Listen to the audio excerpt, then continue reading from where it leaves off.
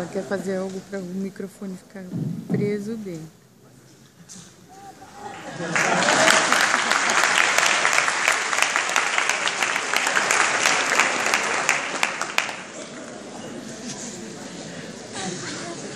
Ah, vai ficar ruim essa gravação. Eu queria começar falando da minha emoção de estar aqui. A cada vez eu me pergunto, mas, meu Deus, outra vez, nós temos uma história, né, João, em que periodicamente nós temos que levantar a universidade para que não a destruam. Então, eu me vejo fazendo isso desde 64.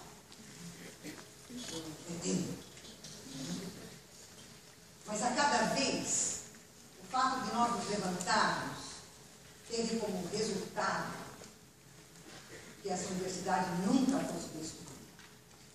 Então, a cada vez, os adversários se colocam de uma maneira, nós respondemos, há algumas perdas do nosso lado, mas há muito mais perdas do lado de lá. Então, vê-los aqui fala profundamente para o meu coração e para a minha cabeça. Eu queria também lhes dizer que o que inspira minha fala hoje, a partir da lembrança do João sobre o debate com o Bresser,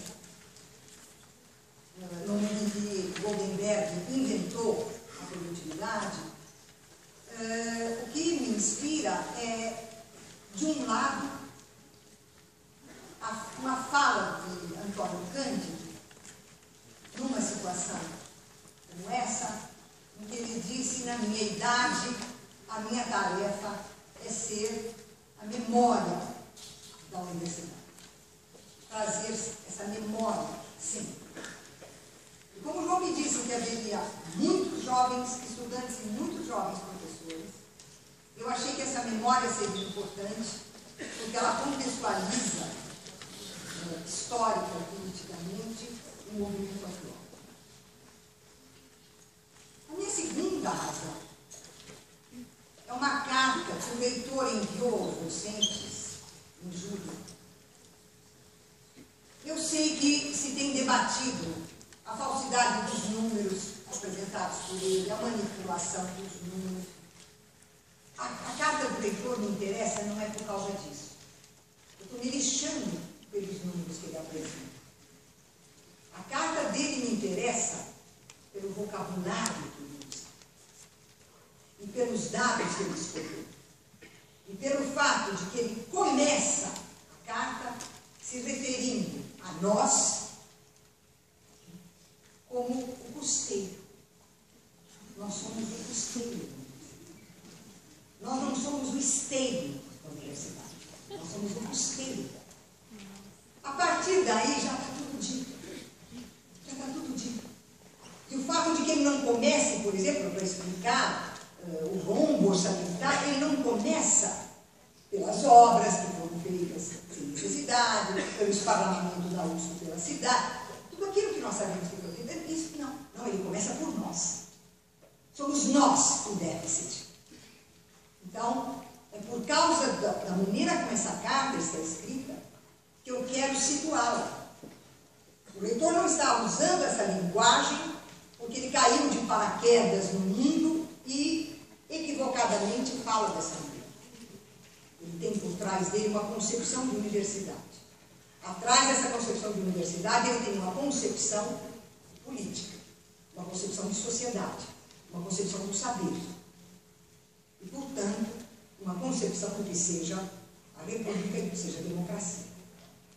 É por causa disso, e nós podemos depois discutir os dados dessa carta, se for o caso, que a minha fala vai na direção de localizar o que é que tornou possível um reitor da USP dizer essas coisas que ele diz nessa carta e as coisas que ele tem dito nos vídeos e artigos e outras coisas.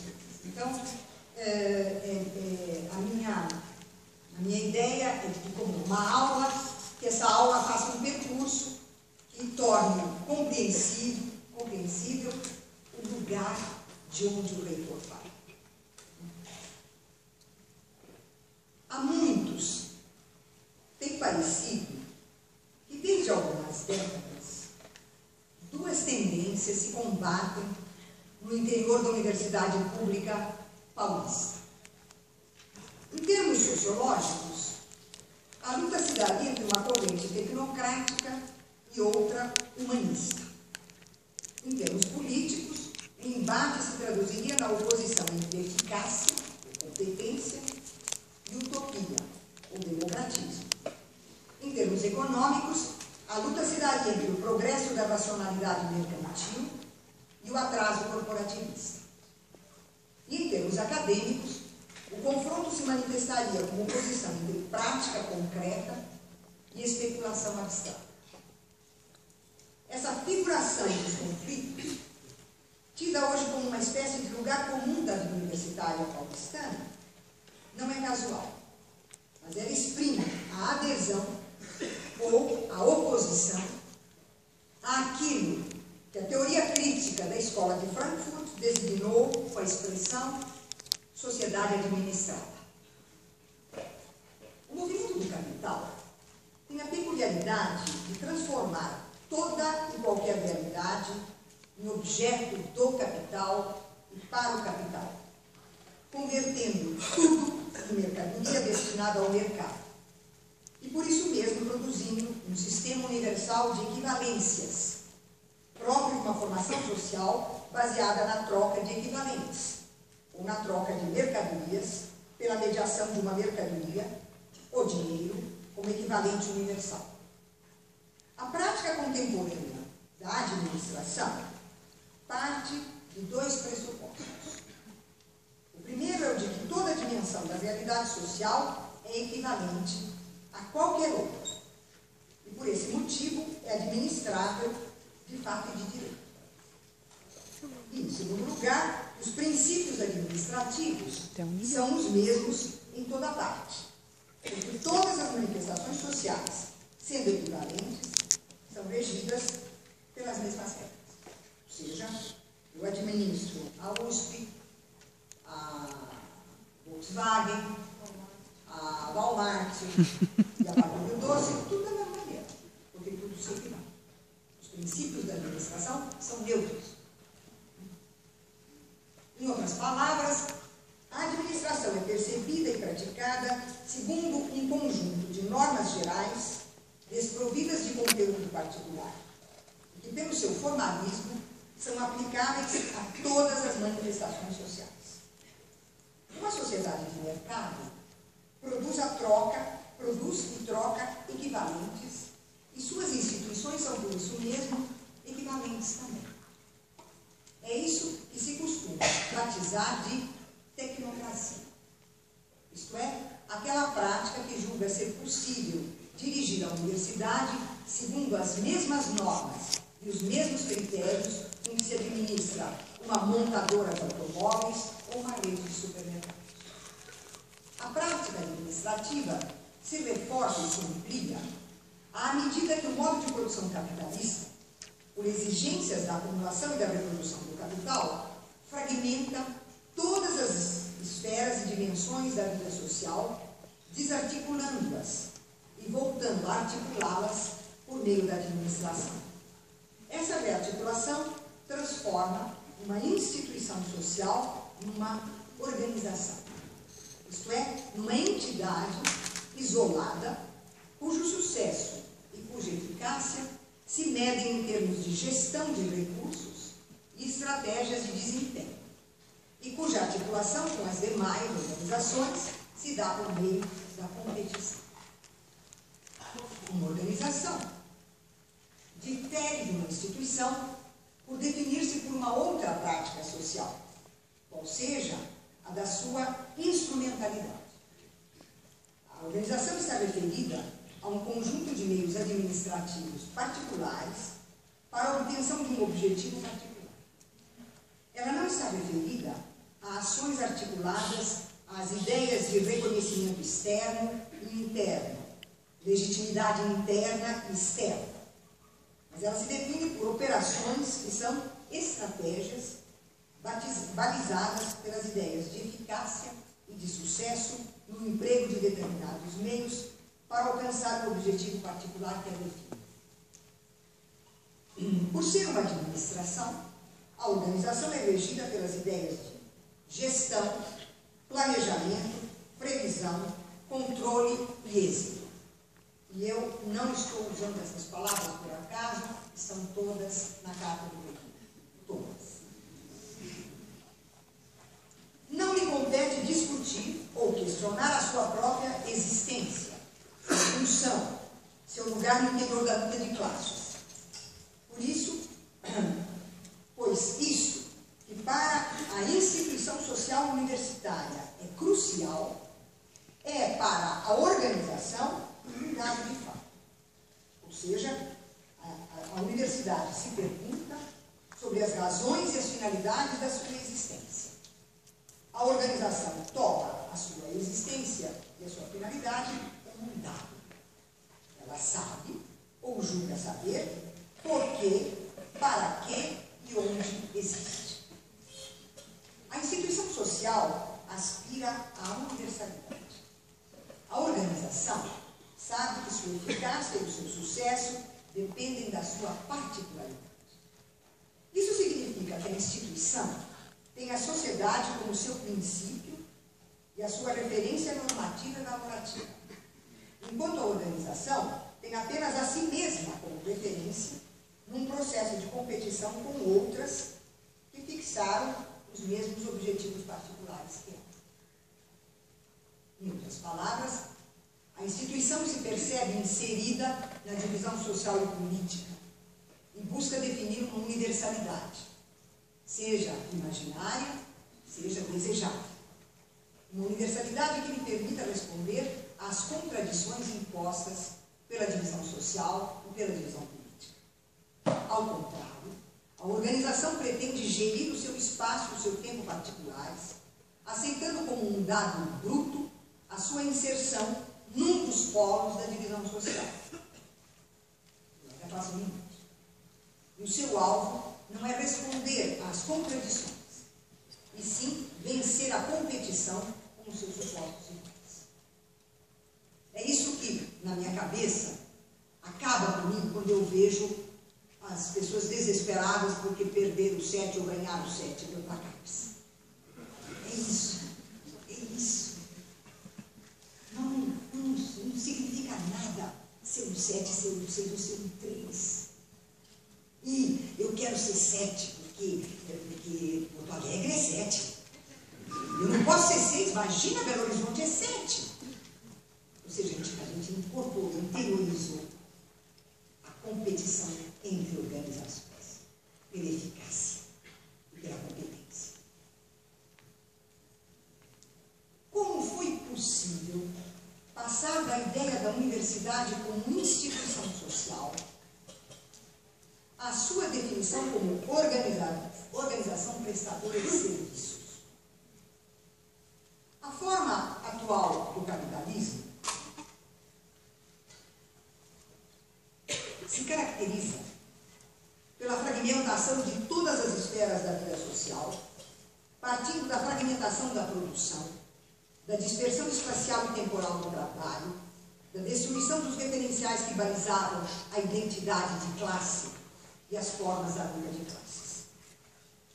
Hoje, em virtude da política e da economia neoliberais em escala planetária, a sociedade aparece como uma rede móvel, instável, efêmera, de organizações particulares, definidas por estratégias particulares e programas particulares, competindo entre si. Sociedade e natureza são reabsorvidas uma na outra, e uma pela outra, porque ambas deixaram de ser um princípio interno de estruturação e diferenciação das ações naturais e das ações humanas, para se tornarem abstratamente meio ambiente. A natureza e a sociedade viraram meio ambiente. Meio ambiente instável, fluido, permeado por um espaço e um tempo virtuais que nos afastam de qualquer densidade material.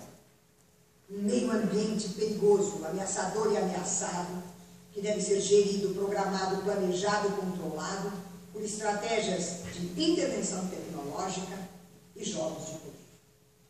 Por isso mesmo, a permanência de uma organização depende muito pouco da sua estrutura interna e muito mais da sua capacidade para adaptar-se rapidamente a mudanças rápidas da superfície do meio ambiente, donde o interesse na organização pela ideia de flexibilidade, que indica a capacidade adaptativa a mudanças contínuas e inesperadas.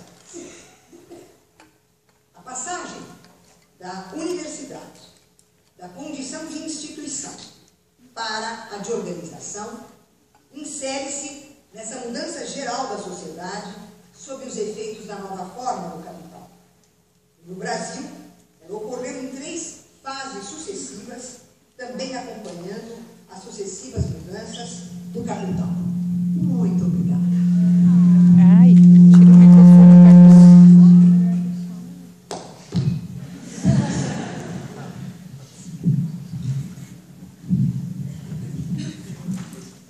Você é um anjo.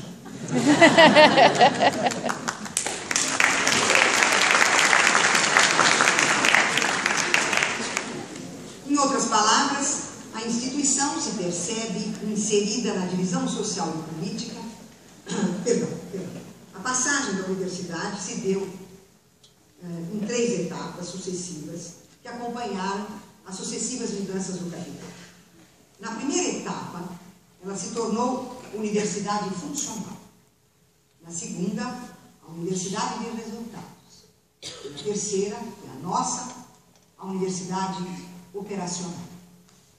Essa sucessão correspondeu ao milagre econômico dos anos 70, universidade funcional, ao processo conservador da abertura política dos anos 80, a universidade de resultados, e ao neoliberalismo dos anos 90.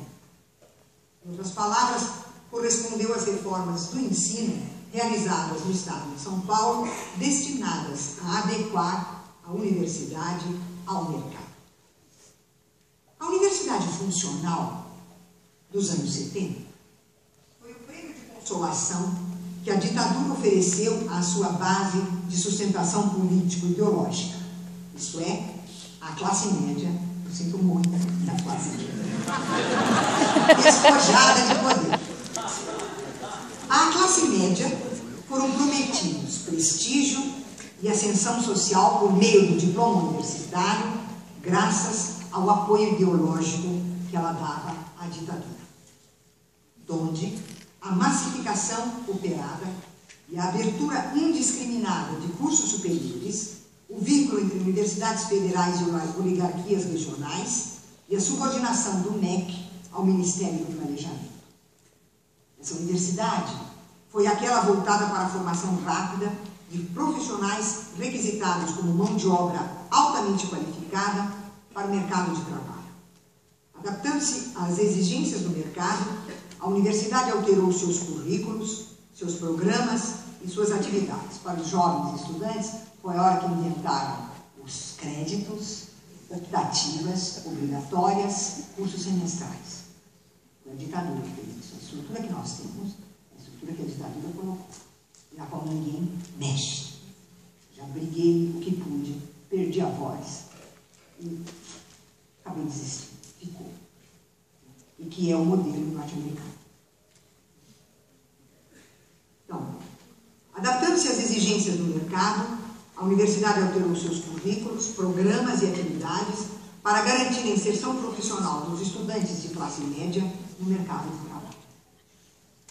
A Universidade de Resultados, nos anos 80, foi aquela gestada pela etapa anterior, mas trazendo 2 novidades.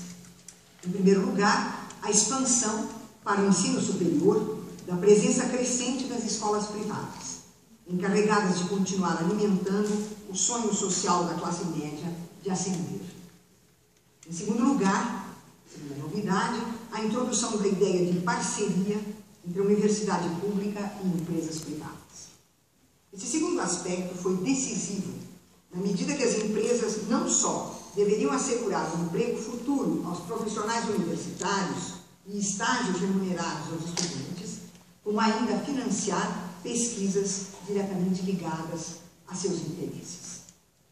Eram os empregos e a utilidade imediata das pesquisas que garantiam à universidade sua apresentação pública como portadora de resultados. E isso explica por que em lutas sucessivas há uma parte da universidade que nunca se integra com essas lutas, porque a integração dela está feita com o mundo empresarial e não com a instituição universitária. Isso é a obra da Universidade de Resultado. A universidade operacional é mais triste do que essas duas. A universidade operacional dos nossos dias difere das formas anteriores. De fato, enquanto a universidade clássica estava voltada para o conhecimento, a universidade funcional estava voltada diretamente para o mercado de trabalho, e a universidade de resultados estava voltada para as empresas, a universidade operacional, por ser uma organização, está voltada para si mesma enquanto estrutura de gestão e arbitragem de contratos. Essas palavras eu não estou usando de graça. Elas foram usadas pelo MEC e pelo CNPq entre 1996 e 2000. E elas estão na Carta do Reitor. Regida por contratos de gestão, avaliada por índices de produtividade calculada para ser flexível, a universidade operacional está estruturada por estratégias e programas de eficácia organizacional e, portanto, pela particularidade e pela instabilidade dos meios e dos objetivos. Definida e estruturada por normas e padrões inteiramente alheios ao conhecimento e à formação intelectual, ela está pulverizada em micro-organizações que ocupam os seus docentes, comissão disso, comissão daquilo, comissão não sei o que, o relatório não sei onde, o relatório não sei mais que, é o inferno vida. Que ocupam os seus docentes e curvam os seus estudantes a exigências que são exteriores ao trabalho intelectual. A heteronomia da universidade autônoma é visível a olho nu. O aumento insano de horas-aulas, a diminuição do tempo para mestrados e doutorados, a variação pela quantidade de publicações, colóquios e congressos, a multiplicação de comissões, de relatórios e etc. Virada para o seu próprio umbigo, mas sem saber onde o umbigo se encontra, a universidade operacional opera e por isso mesmo não age. Não surpreende, então, que esse operar coopere para a sua contínua desmoralização pública e degradação interna. Ou seja, não somos nós que desmoralizamos publicamente a universidade. É essa forma organizacional que ela assumiu, é a estrutura que ela assumiu, que a desmoraliza publicamente. Não somos nós, são eles. O que se entende por docência e pesquisa na universidade operacional, produtiva e flexível?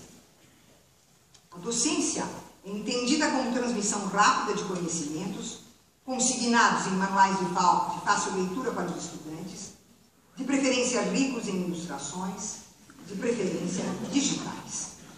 O recrutamento de professores é feito sem levar em consideração se eles dominam ou não o campo de conhecimentos da sua disciplina e as relações entre ela e outras afins. O professor é contratado ou por ser um pesquisador promissor que se dedica a algo muito especializado, portanto, vai fazer com que a organização, na competição com outras, vença a competição, ou porque, não tendo vocação para a pesquisa, aceita ser escorchado e arrochado por contratos de trabalho temporários e precários, que são chamados de flexíveis. A docência é pensada como habilitação rápida para graduados, que precisam entrar rapidamente no mercado de trabalho, do qual serão expulsos em poucos anos, pois tornam-se, em pouco tempo, jovens obsoletos e descartáveis. Ou eles são a correia de transmissão entre pesquisadores e treino de novos pesquisadores.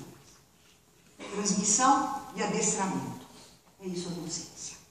Desapareceu, portanto, a marca essencial da docência, a formação. A desvalorização da docência teria significado a valorização excessiva da pesquisa? Ora, o que é a pesquisa na universidade operacional? A fragmentação econômica, social e política imposta pela nova forma do capital corresponde a uma ideologia autonomeada pós-moderna. Essa nomenclatura pós-moderna pretende marcar a ruptura da nova ideologia com as ideias clássicas que fizeram a modernidade. Para essa ideologia, a razão, a verdade, a história são mitos totalitários. O espaço e o tempo são sucessão efêmera e volátil de imagens velozes. E a compressão dos lugares e dos instantes na irrealidade virtual, que apaga todo o contato com o espaço-tempo enquanto estrutura do mundo. A subjetividade não é vista como reflexão, mas como intimidade narcísica. O melhor exemplo que a gente tem dessa redução da subjetividade, da racionalidade reflexiva para uma subjetividade narcísica é o que a mídia faz. Não sei se já prestaram atenção, é o que a mídia faz em entrevistas. Ocorre a desgraça de um incêndio monumental, morrem várias pessoas, outras estão lá soterradas, você tem as mães chorando, os pais desesperados, todo mundo arrancando os cabelos e vem o repórter.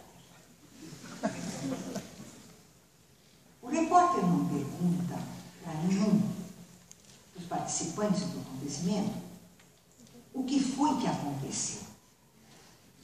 O que você pensa disto? Como é que você avalia este acontecimento? Ele pergunta o que você está sentindo.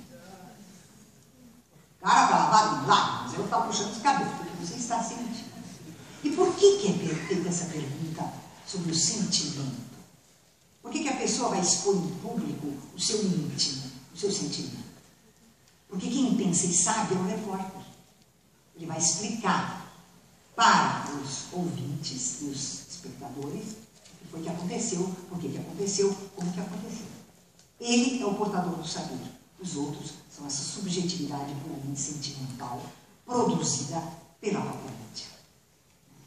É com essa ideia de subjetividade que o pós-modernismo trabalha. Então, a subjetividade não é reflexão, mas uma intimidade narcisista. E a objetividade não é o conhecimento do que é exterior e diverso do sujeito, e sim um conjunto de estratégias montadas sobre jogos de linguagem que representam jogos de pensamento. A história do saber aparece como uma troca periódica de jogos de linguagem e de pensamento, isto é, como invenção e abandono de paradigmas, sem que o conhecimento jamais toque a própria realidade.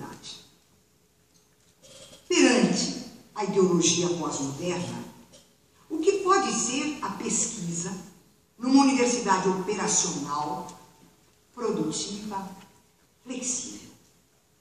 O que há de ser a pesquisa quando as ideias de razão, verdade, história são tidas por mitos? O espaço e o tempo se tornaram uma superfície achatada de sucessão de imagens. O pensamento e a linguagem se tornaram jogos, construções contingentes, cujo valor é apenas estratégia. Numa organização, uma pesquisa, e estou usando aspas para a palavra pesquisa, é uma estratégia de intervenção e de controle de meios ou instrumentos para a consecução de um objetivo delimitado. Em outras palavras, uma pesquisa é um survey de problemas, dificuldades e obstáculos para a realização de um objetivo particular e um cálculo de meios para soluções parciais e locais para problemas e obstáculos locais. Pesquisa numa organização não é conhecimento de alguma coisa, é a posse de instrumentos para intervir e controlar localmente alguma coisa particular. Por isso mesmo, numa organização, não há tempo para a reflexão, a crítica, o exame dos conhecimentos instituídos, a sua mudança ou a sua superação. Numa organização, a atividade cognitiva não tem como nem por que realizar-se. Em contrapartida, no jogo estratégico da competição de mercado, a organização se mantém, se firma, se for capaz de procurar áreas de problemas, dificuldades e obstáculos sempre novos, o que é feito pela fragmentação de antigos problemas em novíssimos, micríssimos problemas, sobre os quais o controle parece ser cada vez maior. A fragmentação, condição de sobrevida da organização, torna-se real e propõe a especialização como estratégia principal e entende por pesquisa a delimitação estratégica de um campo pequeno de intervenção e controle. É evidente que a avaliação desse trabalho só pode ser feita em termos compreensíveis para a organização, isto é, em termos de custo-benefício, pautada pela ideia de produtividade, que avalia em quanto tempo, com que custo, quanto foi produzido. Em suma, se por pesquisa entendemos a investigação de algo que nos lança na interrogação, que nos pede reflexão crítica, enfrentamento com o instituído, descoberta, invenção, criação, se por pesquisa entendermos o trabalho do pensamento e da linguagem para pensar e dizer o que ainda não foi pensado nem foi dito, se por pesquisa entendermos uma visão compreensiva de totalidades e de sínteses abertas que suscitam a interrogação e a busca, se por pesquisa entendermos uma ação civilizatória contra a barbárie social e política, então é evidente que não pode haver pesquisa na universidade operacional, flexiva, produtiva, pós-moderna. A metamorfose da universidade pública em organização tem sido o escopo principal do governo do Estado de São Paulo. Para compreendermos o processo em curso, eu queria fazer um parênteses aqui. Vou fugir do assunto, mas vou fazer esse parênteses, porque eu tenho isso tão engasgado. Outro dia eu fui entrevistada por um grupo de jovens e eles me perguntaram, pautados pela Folha de São Paulo, coitados, não sabiam que estavam sendo pautados pela Folha de São Paulo, mas pautados pela Folha de São Paulo, eles me perguntaram, mas na democracia não é importante a alternância no poder? Eu disse, claro. Primeiro que não tem alternância no poder, porque o poder pertence ao povo. Você não tem alternância no povo. Na democracia o poder, nós somos soberanos. A eleição é isso. Na eleição o povo afirma a sua soberania. Você tem alternância de governos. De todo modo, importantíssimo para a democracia, a alternância de governos. Então, um dos entrevistadores me disse, quer dizer que a senhora quer que os atuais ocupantes de governo não sejam reeleitos? Eu disse, de um modo geral, sim, mas eu queria pensar no caso do Estado de São Paulo, se me permite. Daí eu disse, se você pensar que o PSDB... desculpe se vou gente do PSDB, mas eu preciso falar isso. O PSDB é o filho revoltado do PMDB. Então, comecemos a entrada deles no poder com o governo Franco Montoro. Então, Franco Montoro, Quércia, Eli, Quércia de novo, Covas, Serra e Chuchu Beleza. Eles estão aí faz 30 anos, eu quero alternância de governo. É claro que eu quero. Por quê? Nesses 30 anos, vamos ver o que foi que foi feito no que diz respeito a nós. É isso que me interessa. Então eu desanuviei minha cabeça, lá para falar isso, precisava tirar isso de dentro de mim, mas voltemos ao governo do Estado de São Paulo. Para compreendermos o processo em curso hoje e a discussão que hoje travamos, nós precisamos dar um passo atrás e acompanhar as ideias que foram propostas entre os anos 1966 e 2000 pela Presidência da República e as propostas do Banco Interamericano de Desenvolvimento, BID, para a reestruturação das universidades da América Latina e do Caribe. Para o que nos interessa aqui, eu destacarei apenas um aspecto da reforma do Estado, proposta pela Presidência da República entre 94 e 2002 e efetivada por vários governos estaduais, como foi o caso do Estado de São Paulo. O aspecto que eu destaco é o da articulação entre a ideia neoliberal do Estado mínimo e a privatização dos direitos sociais. De fato, nessa reforma, os direitos sociais, saúde, educação, cultura, liberdade sexual, liberdade de pensamento, liberdade religiosa, definidos e defendidos pela democracia, foram transformados em serviços não exclusivos do Estado. E como tais, como serviços, vendidos e comprados no mercado. Com a privatização dos direitos, deu-se juntamente a privatização das universidades públicas. Como essa privatização nos alcançou? E agora é preciso a referência ao BID. Em 1996, o BID distribuiu um documento intitulado Ensino Superior na América Latina e no Caribe, documento estratégico.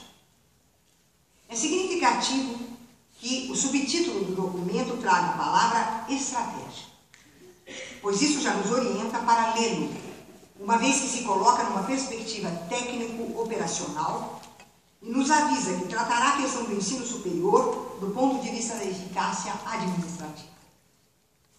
Portanto, com uma organização.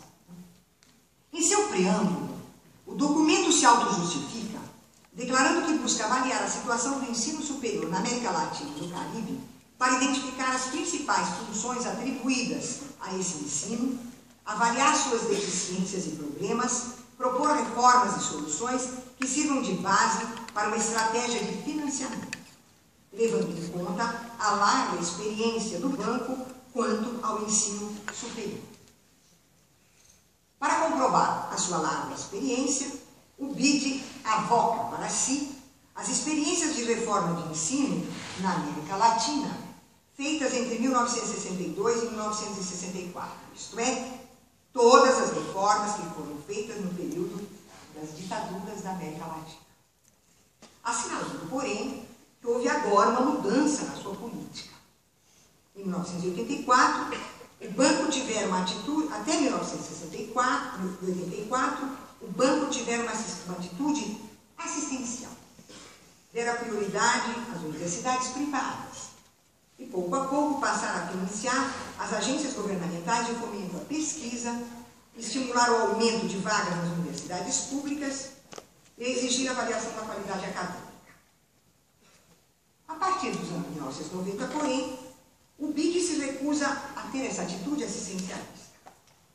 Ele trata os recursos como investimentos que devem produzir retorno, pois, doravante, e eu cito o documento do BID, o banco deseja aplicar no ensino superior os mesmos critérios que são válidos para todos os seus investimentos. Os financiamentos devem sustentar atividades que façam sentido econômico, que gerem mais benefícios do que o que o mercado pode proporcionar, que correspondem a uma prioridade social e que não seriam promovidos por uma atuação isolada das forças do mercado. Outro sim, em uma área em que os gastos são extremamente elevados e em que os clientes mais imediatos, isto é, vocês estudantes, né? Em que os clientes mais imediatos pertencem às faixas mais altas da distribuição da renda, as considerações de justiça social devem aparecer. Combinado? Por fim, os projetos que comportam em si um forte componente de reforma serão favorecidos pelo banco na medida em que melhoram a eficiência, aumentam os benefícios, diminuem os custos e melhoram a justiça social. Fim da citação. O texto do BID é cristalino. Eu cito o BID porque foi ele que financiou o que vem acontecendo. Quem financia? O BID trata o ensino superior exatamente como ele trata todos os seus outros investimentos. E, portanto, numa perspectiva de custo-benefício e administrativo operacional. Ele apoiará, portanto, projetos com forte componente de reforma. Em outras palavras, projetos adequados à ideia de investimento bancário, oferecendo-se como um suplemento para ações cujo sucesso depende da articulação entre a universidade e as forças do mercado. O banco pretende, assim, reunir, centralizar e racionalizar todas essas forças para que haja sucesso no investimento. Os critérios da avaliação da universidade são apenas 3. E se nós excetuarmos algumas considerações sobre diferenças regionais na América Latina, os 3 critérios para avaliar as universidades e garantir o investimento do BID são custo-benefício, eficácia e inoperância, produtividade. No que respeita ao critério do custo-benefício, o diagnóstico do banco é severo, pois os custos econômicos do ensino superior são altos demais para o Estado.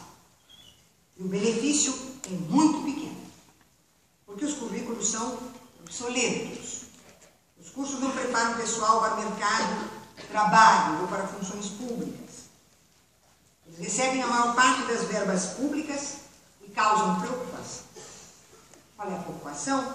Não tanto pelos resultados medíocres, eu cito, e sim, eu cito, pela combinação de um significativo sacrifício fiscal com resultados pobres. A mesma severidade aparece quanto ao segundo critério.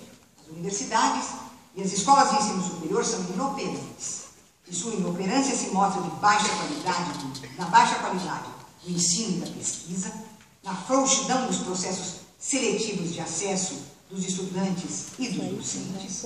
Segundo o BIRD, a forma de acesso chega a ser escandalosa, nos altos índices de evasão, no gasto excessivo com pessoal, que é o primeiro tópico do nosso livro, né? O gasto excessivo de pessoal, número excessivo de professores, número excessivo de funcionários, se nós levarmos em conta o número de alunos, pouco investimento em infraestrutura. Enfim, no que tange ao último critério, o documento declara não haver um sistema coerente de avaliação da produtividade, entendida como publicação de resultados de pesquisa e realização de congressos, colóquios e encontros. E, sobretudo, ele deplora a inexistência de um sistema eficaz de punição e recompensa. Estou citando. Falta um sistema eficaz de punição e recompensa. Isto é, nada beneficia os produtivos e nada pune os improdutivos. Eu cito, escasseiam tanto as recompensas para o desempenho excelente, como as sanções para a incompetência e a irresponsabilidade. Eu penso que a comissão que ele montou lá para a CERT vai ser para recompensa e punição. Prevalecendo o poder desmedido de lobbies docentes, para não falarmos no excessivo poder dos estudantes, impedindo que os melhores assumam suas responsabilidades e permitindo que os piores estudantes mandem. O BID considera, porém, que as universidades privadas, embora ofereçam uma formação de baixa qualidade, caracterizam-se por fatores que estão na ordem do dia da modernização, diferenciação institucional, financiamento privado, resultados muito melhorados em termos dos critérios de eficiência e limitação dos conflitos políticos. Isso significa o diagnóstico a respeito das escolas, das universidades privadas, leva a colocá-las como um modelo para as universidades públicas. Assim, o BID vai considerar que a politização é excessiva e prejudicial nas universidades públicas. E por isso, o documento afirma, né?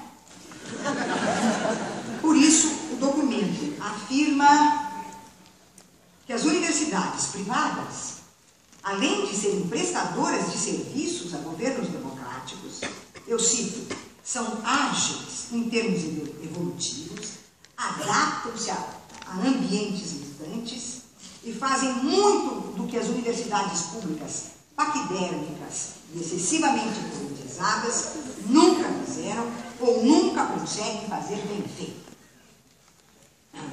Nós vivemos, diz Urbano, num mercado competitivo. É assim que pensam as universidades privadas, que por isso ganham o seu próprio dinheiro e regem-se de forma autônoma. Fim da citação. O ideário neoliberal, que comanda a proposta do BID, toma, pois, as universidades privadas como exemplo de modernidade e eficácia, ausência de politização e de conflitos políticos, apesar da formação de baixa qualidade. O que significa que nós, com todos os conflitos, excesso de politização, excesso pessoal, custeio, desgraçadão, a nossa aprovação de boa qualidade. É isso que está falando. Bom, falou, né? Citação. Esse documento apoia um aumento do índice de retorno dos custos e uma redução das dotações orçamentárias públicas às instituições do ensino superior, medidas como uma porcentagem dos dispêndios do setor.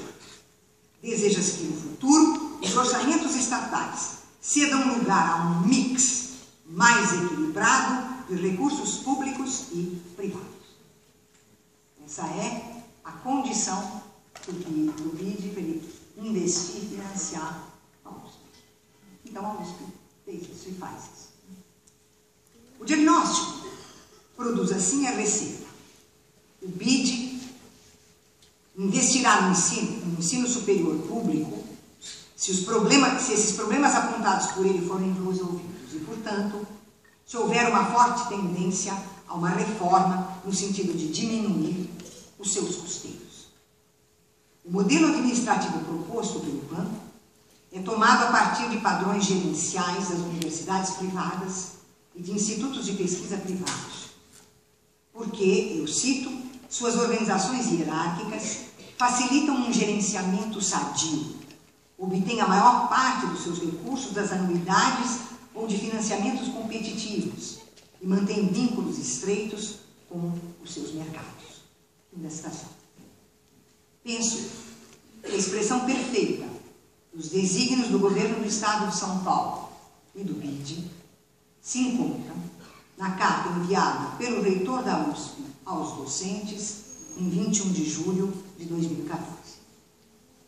A transformação da educação de direito em serviço não exclusivo do Estado e a concepção da universidade como prestadora de serviços determinados pelo mercado confere um sentido bastante determinante à ideia de autonomia universitária e introduz o vocabulário neoliberal para pensar o trabalho universitário, como transparece no uso de expressões usadas pelo BID, usadas pelo Chuchu Beleza e usadas pelo Zara. Qualidade universitária, avaliação universitária, flexibilização universitária. Sob suas múltiplas manifestações, a ideia de autonomia, como a própria palavra grega indica, ser autor do nomos, isto é, ser autor da norma, da regra e da lei. A noção de autonomia busca não só garantir que a universidade pública seja regida por suas próprias normas, democraticamente instituídas pelos seus órgãos representativos, mas também assegurar critérios acadêmicos para a vida acadêmica e independência para definir as formas da relação com a sociedade e com o Estado. Uma palavra, a autonomia possui o sentido sociopolítico e é a marca própria de uma instituição social que possui na sociedade o seu princípio de ação e de regulação. Ora, ao ser transformada numa organização administrada, a universidade pública perde a ideia e a prática da autonomia. O que significa, portanto, no vocabulário do BID, do governo do Estado e da reitoria, a palavra autonomia? Ela se reduz à ideia de gestão de receitas e despesas, de acordo com contratos de gestão, pelo qual o Estado estabelece metas e indicadores de desempenho que determinam a renovação ou não renovação dos contratos. Autonomia significa, então, gerenciamento empresarial da instituição e prevê que, para cumprir as metas e alcançar os indicadores impostos pelo contrato de gestão, a universidade tem autonomia para captar recursos de outras fontes que não o Estado, fazendo parcerias com as empresas privadas. A universidade pública é posta como um órgão da administração indireta, geradora de receitas e captadora de recursos externos. A qualidade, por sua vez, é definida como competência e excelência cujo critério é, eu cito, o atendimento às necessidades de modernização da economia e desenvolvimento social. E ela é medida pela produtividade, orientada por 3 critérios. Quanto uma universidade produz, em quanto tempo ela produz e qual o custo do que ela produz. Em outras palavras, os critérios da produtividade são quantidade, tempo e custo, que definirão os contratos de gestão. Observa-se que a pergunta pela produtividade não indaga o que se produz, como se produz, para que ou para quem se produz. Mas ela opera uma inversão tipicamente ideológica da qualidade em quantidade. Observa-se também que a docência não entra na medida da produtividade e, portanto, não faz parte da qualidade universitária, o que, aliás, justifica a prática dos contratos chamados flexíveis. Se retomarmos o nosso ponto de partida, diremos que o embate no interior da universidade não se dá entre tecnocratas e humanistas, nem entre eficientes e corporativos, nem entre concretos e especulativos utópicos, mas entre os que julgam a universidade uma organização administrada empresarialmente, tendo como horizonte e destino o mercado, e os que julgam a universidade uma instituição social que busca o conhecimento, portanto a reflexão, a crítica e a formação, e que por não tomarem a universidade segundo a lógica educacional do mercado, a concebem segundo a prática democrática dos direitos e não dos direitos.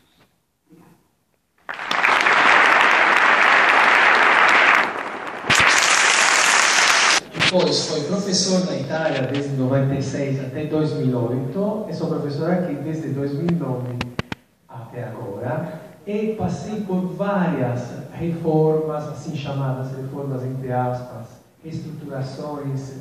E posso dizer, mesmo que a Itália seja uma realidade bem diferente do Brasil, do estado de São Paulo, algumas tendências são parecidas, ou seja, aquilo que é, digamos, a cultura do currículo Lattes, com muitos anos de atraso, está sendo implementada no meu país. Ou seja, os concursos para o segundo nível, ou seja, o nível de livre docência associado, são decididos através de uma comissão nacional que avalia só o nosso equivalente, deles agora.